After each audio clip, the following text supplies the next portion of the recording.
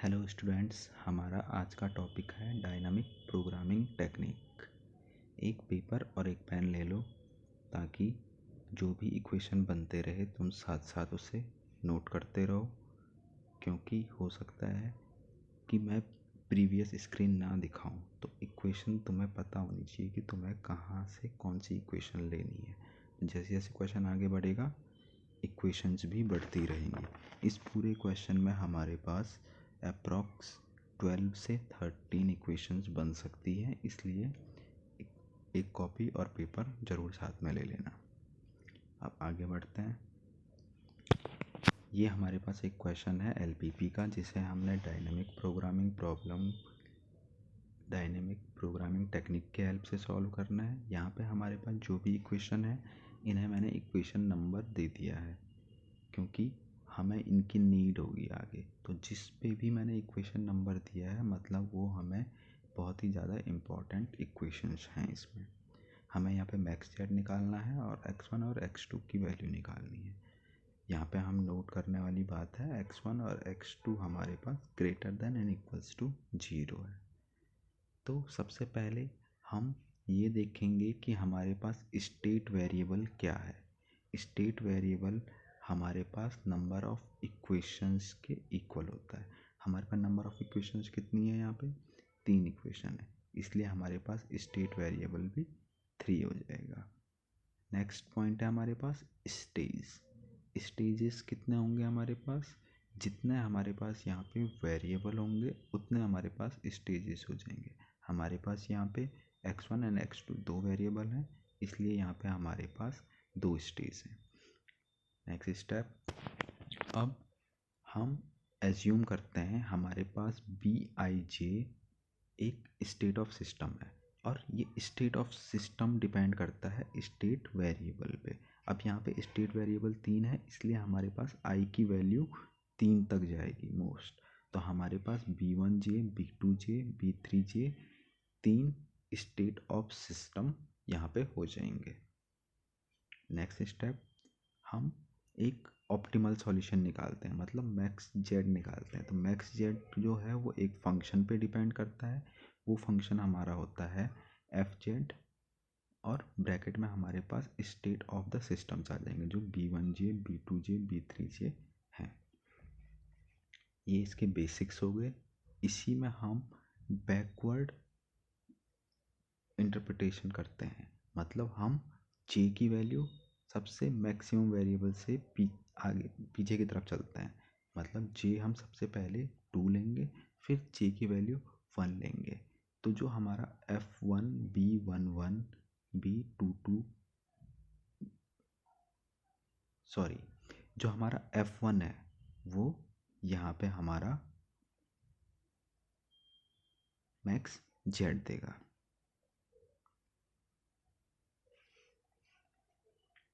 अगर किसी भी टाइप का डाउट है तो सारी बातें अभी इग्नोर करो, बस ये 4 पॉइंट्स हैं, इन पे ध्यान दो।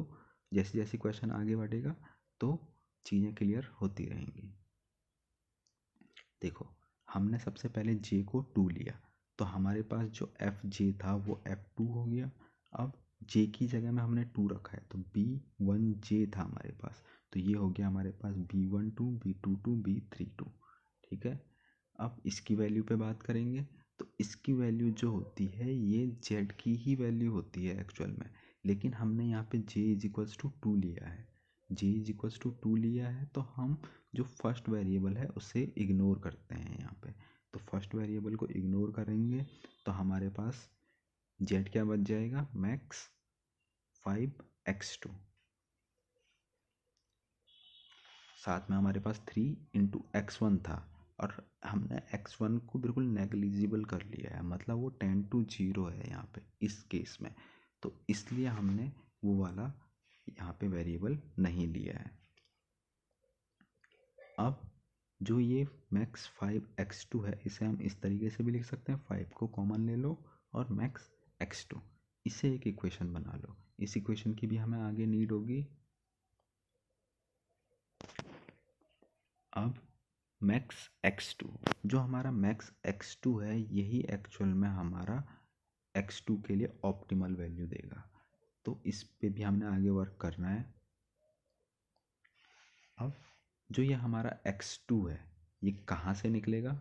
ये निकलेगा हमारा जो हमारे पास 3 इक्वेशंस हैं, फर्स्ट वाली, सेकंड वाली और थर्ड वाली। सेकंड इक्वेशन में तो हमें सीधा दिख रहा है x2 is less than equals to 6 और हमने मिनिमम वैल्यू लेनी है। तो सेकंड इक्वेशन से तो हमारे पास 6 मिल गया, लेकिन जो फर्स्ट इक्वेशन है हमारे पास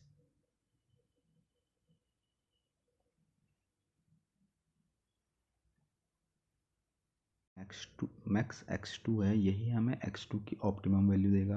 अब x2 की वैल्यू मिनिमम होगी कहाँ कहाँ से? इक्वेशन फर्स्ट से, इक्वेशन सेकंड से एंड इक्वेशन थर्ड से। इक्वेशन फर्स्ट में हमें दिख रहा है हमारे पास x2 नहीं है, वहाँ पे क्या है हमारे पास x1 is less than equals to 4। Means कि हम x2 के जो हमारे पास कोफिशिएंट है उसको 0 ले सकते हैं, 0 x2 is less than equals to 4, जो कि इम्प्लाई करेगा 0 x2 is less then 4 minus x1। और ये 0 है, इसे अगर हम यहाँ से रिमूव कर लें तो ये यहाँ अपॉन में चला जाएगा। ठीक है, अब दिख रहा है हमें जो ये x2 है, यहाँ पे x2 है, जो x2 है वो इन्फिनिटी की तरफ भाग रहा है, मतलब फर्स्ट इक्वेशन से हमें x2 मैक्सिमम मिल रहा है, तो हमें यहाँ पे मिनिमम वैल्यू की ज़रूरत है, इसलिए हम फर्स्ट इक्वेशन को इग्नोर कर लेंगे। तो फर्स्ट इक्वेशन को इग्नोर कर लेंगे, तो अब हम सेकंड इक्वेशन पे आते हैं। सेकंड इक्वेशन पे हमें डायरेक्ट गिवन है x2 is less than equals to 6, और थर्ड इक्वेशन को हम सॉल्व करेंगे तो वहाँ पे क्या आ जाएगा, राइट हैंड साइड पे हमारे पास 18 था और लेफ्ट हैंड साइड पे हमारे पास 3x1 था। 3x1 को हम राइट हैंड साइड पे लेके जाएंगे तो माइनस में चला जाएगा, तो 18 माइनस 3x1, 18 माइनस 3x1, और हमारे पास जो x2 है उसके साथ कोफिशिएंट क्या है 2, तो उस 2 को हम राइट हैंड साइड पे भेजेंगे तो वो हमारे पास मल्टीप्लाई में चला जाएगा। तो ये हमारे पास थर्ड इक्वेशन से ये वाली इक्वेशन निकल के आएगी। तो सेकंड और थर्ड इक्वेशन की वैल्यूज से हमें मिनिमम मिलेगा। अब हम आगे बढ़ते हैं। अगर यहाँ तक कोई भी डाउट है तो तुम पूरा वीडियो स्टार्टिंग से रिपीट कर सकते हो ताकि कोई भी डाउट ना रहे। अब देखो हमारे पास x2 निकल गया है, जो ये x2 है मैक्स x2 ये है जो वैल्यू है इसकी, इसे हम इक्वेशन 5 बना देंगे।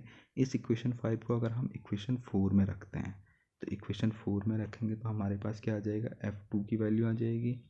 f2 की जो वैल्यू आएगी वो हो जाएगी 5 minimum 6 18 minus 3x1 upon 2।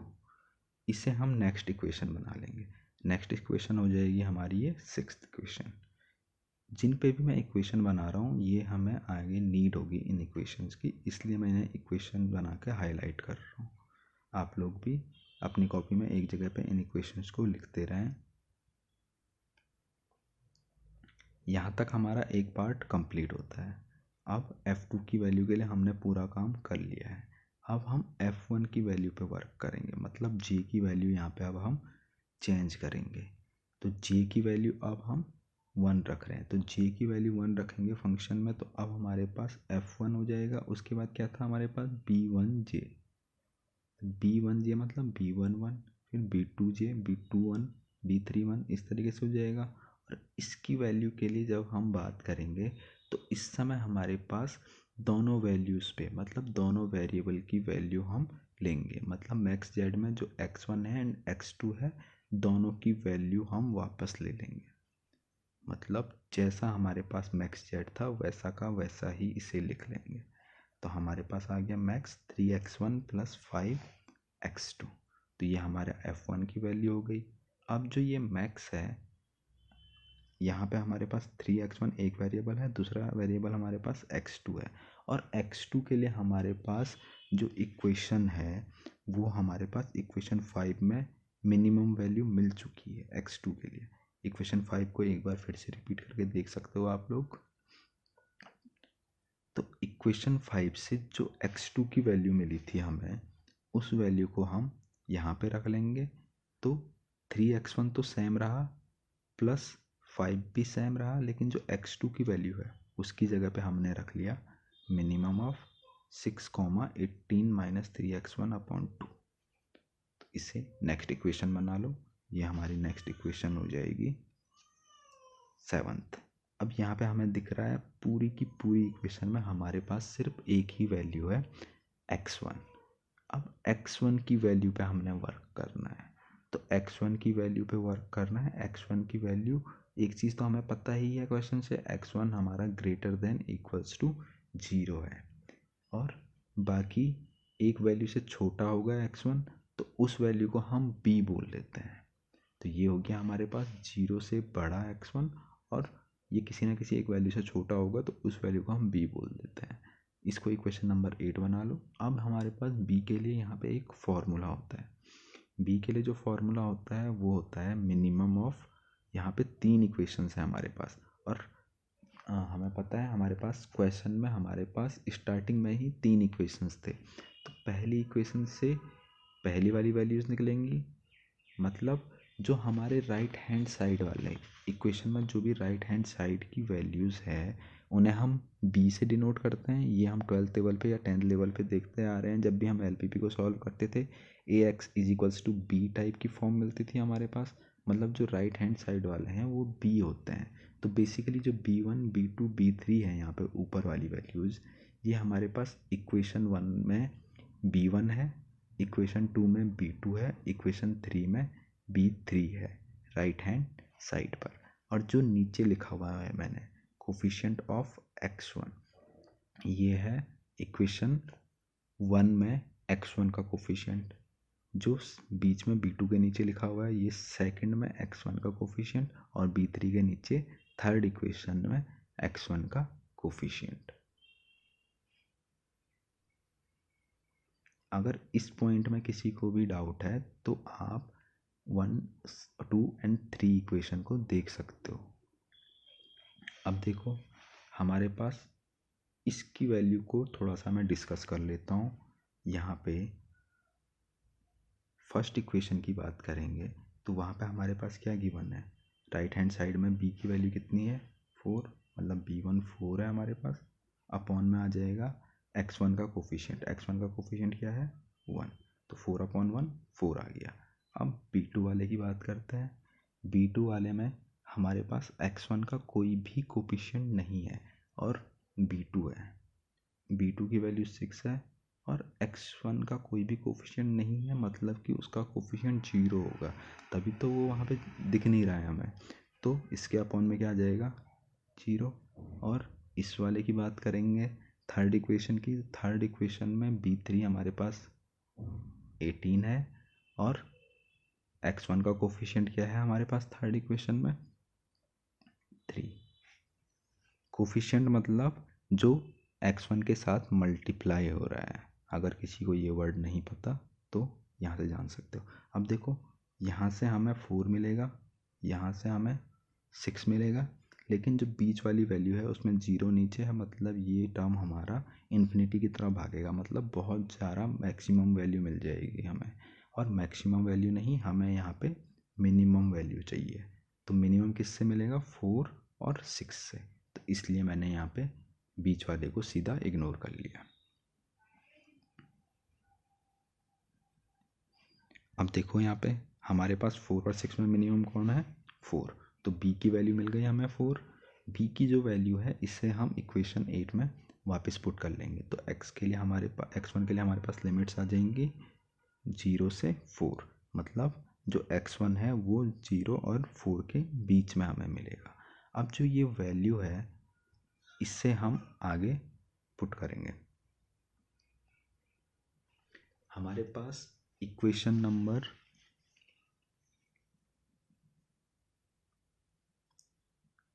Equation number 6 and equation number 7, जहाँ पे भी f1 है और f2 है, वो वाली इक्वेशन, वहाँ पे हमारे पास मिनिमम ऑफ 6,18 माइनस 3x1/2 की वैल्यू की ज़रूरत है। इसलिए हम पहले इस वैल्यू पे काम कर लेते हैं। अब हमारे पास x1 के लिए लिमिट निकल गई है। x1 की वैल्यू हमारी कहाँ से कहाँ तक आ रही है, 0 से 4 तक। तो सबसे पहले इसकी वैल्यू 0 पे चेक करो। 0 पे कितना आ जाएगा, 18/2, मतलब यहाँ पे हमारा आंसर आ जाएगा 9। तो दोनों में से मिनिमम कौन आ रहा है, 6 आ रहा है पहले केस में जब 0 है। फिर 1 रखने पे 18 - 3, 18 - 3 कितना हो जाएगा, 15, 15/2 मीन्स की 7.5। ठीक है, तो 7.5 भी 6 से बड़ा है, तो इस केस में भी हमारे पास 6 हमारे पास छोटा आ जाएगा, मिनिमम आ जाएगा। थर्ड केस हमारे पास हो जाएगा x1 = 2। x1 = 2 रखेंगे तो कितना आ जाएगा, 6। तो 18 - 6 12 आ जाएगा हमारे पास। 12/2 6। यहाँ पे 6 और 6 इक्वल आ जाएंगे, तो इस केस में हमारे पास मिनिमम कितना आ रहा है, 6 आ रहा है। ठीक है, तो ये तो हमारे पास पहली कंडीशन हो जाएगी जहाँ पे 0, 1 एंड 2 पे जो आगे वाला है वो हमें मैक्सिमम मिल रहा है। और एक देखने वाली बात है, 2 पे हमें सेकंड वाला भी 6 ही मिल रहा है। ठीक है, यहाँ पे ये फोकस करना। अब 3 जैसे ही रखेंगे, हम 3 रखेंगे तो कितना आ जाएगा, 3 × 3 9, 18 में से 9 गया, 9, 9/2, तो यहाँ पे 4.5 हमारा आंसर आ जाएगा। 4.5 मतलब जैसे ही हम 2 से बड़े नंबर पे गए, मतलब 3 पे गए, तो हमारा मिनिमम 18 वाला आ गया, 18 - 3 x1/2 आ गया। और 4 रखने पे हमारी वैल्यू हो जाएगी 12, 6/2, 6/2 मीन्स 3। तो इस केस में भी हमारे पास जो सेकंड वाला है वो मैक्सिमम आ रहा है, मतलब कि 2, 3, 4 अगर ये 3 वैल्यूज़ होंगी तो सेकंड नंबर पे भी हमें मिनिमम मिलेगा। और 0, 1, 2 होगा तो हमारा मिनिमम फर्स्ट नंबर वाला होगा, मतलब फर्स्ट नंबर वाला कौन, 6। ये हो गया हमारे पास। अगर समझ में नहीं आया तो जो नेक्स्ट पेज है वहाँ पे तुम्हें बाकी समझ में आ जाएंगी चीज़ें। ये देखो, अगर मिनिमम है हमारे पास, अगर x1 की वैल्यू 0 और 2 के बीच में है तो मिनिमम हमारा 6 आ रहा है, 0 और 2 के बीच में। अब जब वैल्यू 2 से बड़ी हो रही है, 2 रखने पे भी हमें 18 - 3 x1/2 ले सकते हैं। 2 रखने पे हमारे पास दोनों चॉइसेस हैं ना, दोनों जगह पे हमें 6 मिल रहा है। तो जब दोनों इक्वल है तो 2 हमारा ऊपर भी वर्क करेगा, नीचे भी वर्क करेगा। तो यहाँ पे हमारे पास 2 और 4 के बीच में जो वैल्यू आएगी वो नीचे वाली आ जाएगी, और 0 से 2 पे जो वैल्यू आएगी वो ऊपर वाली आ जाएगी। इसे भी एक इक्वेशन बना लो, ये इक्वेशन भी हमें आगे काम आएगी। तो अब हमें मिनिमम 6, 18 - 3 x1/2 के लिए दो वैल्यूज़ मिल गई यहाँ पे। अब जो ये वैल्यू है इसे हम f1 में पुट कर लेंगे। f1 वाली इक्वेशन कौन सी है हमारी, इक्वेशन नंबर 7। इक्वेशन नंबर 7 को सभी लोग देख लें पहले। अब इक्वेशन 7 में हमने वैल्यू पुट करी। इक्वेशन 7 हमारी ये है, एक बार मैंने पहले से इक्वेशन लिख ली है। ठीक है, अब यहाँ पे जो मिनिमम जो ये वाली वैल्यू है इसको हम पुट करेंगे, इस वैल्यू को पुट करेंगे। तो इस वैल्यू को जैसे हम पुट करेंगे तो हमारे पास यहाँ पे इसके लिए भी दो इक्वेशन बन जाएंगे। तो दो इक्वेशन कैसी बनेगी, जब 0 और 2 के बीच में वैल्यू होगी तो हमारा आंसर क्या आ रहा था, 6 आ रहा था। तो 3x1 + 5 तो सेम रहा, लेकिन 5 के साथ मल्टीप्लाई में क्या था, मिनिमम 6, 18 - 3 x1/2 था, उसकी जगह पे हमने 6 रख लिया। आगे देखो, अब जो 3x1 + 5 तो सेम रहा हमारे पास, जो मिनिमम वाली वैल्यू थी 2 और 4 के बीच में कितनी आ रही थी, 18 - 3 x1/2, तो हमने इसे यहाँ पे रख लिया। अब हमारे पास f1 के लिए भी दो इक्वेशन बन गई। अब यहाँ पे देखो, एक एक करके वैल्यू पुट करके देखो। अब मैं सेकंड वाली इक्वेशन को थोड़ी देर के लिए इरेज कर लेता हूँ। 2 से 4 के बीच वाली जो इक्वेशन है उसे हटा लेते हैं फ़िलहाल के लिए।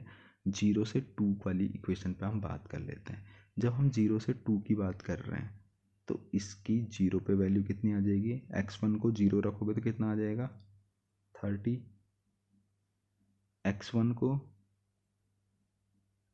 1 रखोगे तो कितना आ जाएगा 33 एंड 2 रखोगे तो कितना आ जाएगा 36। मैक्सिमम वैल्यू कहाँ मिल रही है हमें, हमें मैक्स निकालना है, ये नोट करने वाली बात है। यहाँ पे हमने मैक्स निकालना है, तो मैक्स हमें कहाँ पे मिल रहा है 2 पे मिल रहा है। तो जो हमारा मैक्स ऑफ 3x1 + 30 है वो कहाँ पे मिल रहा है हमें 2 पे मिल रहा है, जो कि 36 है।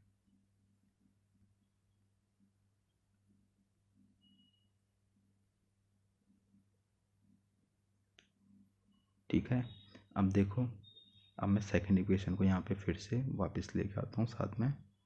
ये हो गया हमारे पास।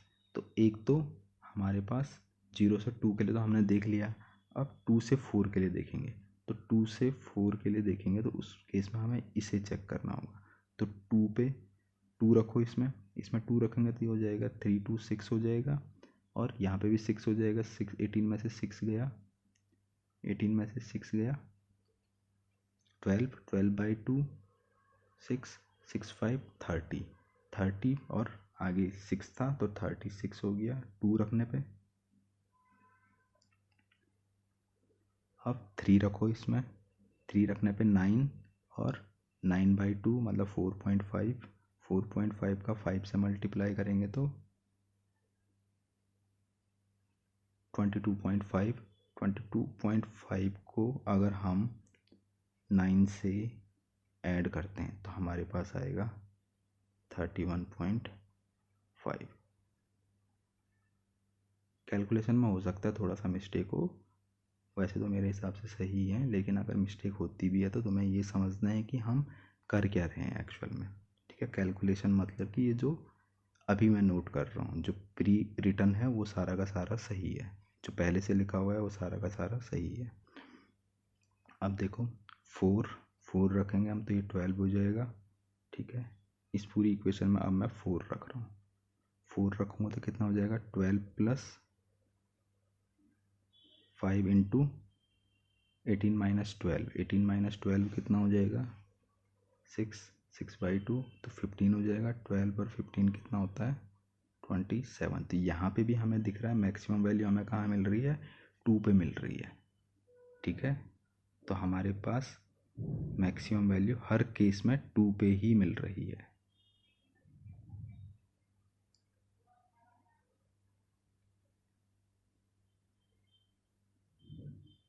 ये हो गया, तो इस चीज़ को मैंने यहाँ पे अच्छे तरीके से लिख लिया।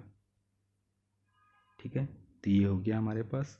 अब जो प्री रिटर्न है, जो भी मैंने पहले से लिखा हुआ है, हमें एग्ज़ाम में यही फॉर्मेट फॉलो करना है और इसी फॉर्मेट में सारी चीज़ें लिखते रहनी है। अगर तुम एक बार पेपर में मेरे साथ साथ जैसे जैसे मैं करवा रहा हूँ अगर करते रहोगे तो तुम्हें ये क्वेश्चन बड़ी आसानी से आ भी जाएगा। एक बार ट्राई ज़रूर करना। यहाँ तक अगर कुछ भी चीज़ समझ नहीं आई तो पूरा का पूरा वीडियो फिर से रिपीट करके देख सकते हो। अब देखो हमारे पास आंसर कितना आ रहा था 36 आ रहा था, चाहे फर्स्ट वाली केस हो चाहे सेकंड वाली केस हो, दोनों केसेस में हमें क्या मिल गया 36। तो F1 की वैल्यू हमारे पास मिल गई है 36। ठीक है, और ये 36 हमें कहाँ मिला x1 = 2 पे। तो ये हमारा ऑप्टिमल सॉल्यूशन देगा। x1 हमारा x1 स्टार करके हम इसे दिखाएंगे अब। ठीक है, अब जो ये x1 स्टार है इसकी हेल्प से हम x2 निकालेंगे। x2 हमारे कहाँ से निकलेगा इक्वेशन नंबर 5। इक्वेशन नंबर 5 में x2 की वैल्यू कितनी थी मिनिमम ऑफ 6, 18 - 3x1/2। ये हमारे पास वैल्यू थी। इसमें हमने x1 की वैल्यू रखी। x1 की वैल्यू जैसी रखेंगे तो 18 - 6 हो जाएगा। 18 - 6 12/2, 12/2 मतलब सेकंड वाला भी हमारा 6 आ जाएगा। तो 6 और 6 दोनों आ गए कॉमन, तो इस केस में हमारे पास x2 की वैल्यू 6 आ गई। अब हम आगे मूव करते हैं। यहाँ पे जब हमें x1 और x2 मिल गया और हमारे पास z भी मिल गया, जो है हमारे पास F1 B11 B21 B31 जो कि 36 है। ठीक है, ये हमें इस वाले पेज पे मिल गया था। चाहते हो तो इसे भी इक्वेशन बना सकते हो। तो ये हो गया हमारे पास। तो इस तरीके से हमारा डायनेमिक प्रोग्रामिंग टेक्निक वर्क करता है। इसमें बहुत से ऐसे पॉइंट्स हैं जो पहली बारी में आसानी से समझ में नहीं आते हैं, तो एक बार मैं सजेस्ट करूँगा कि पूरा वीडियो दोबारा से देखें और साथ में कॉपी और पेन ज़रूर रखें और इक्वेशन साथ साथ बनाते रहें। अगर साथ साथ इक्वेशन बनाते रहोगे तो सारे के सारे पॉइंट क्लियर होते रहेंगे। अब आप लोगों को प्रैक्टिस के लिए एक क्वेश्चन दे रहा हूँ, इस क्वेश्चन को ज़रूर प्रैक्टिस करना। सेम तरीका अपनाना है, सेम जिस तरीके से पहला क्वेश्चन किया था उसी तरीके से इस क्वेश्चन को करोगे तो चीज़ें ज़्यादा क्लियर हो जाएंगे। Thank you so much.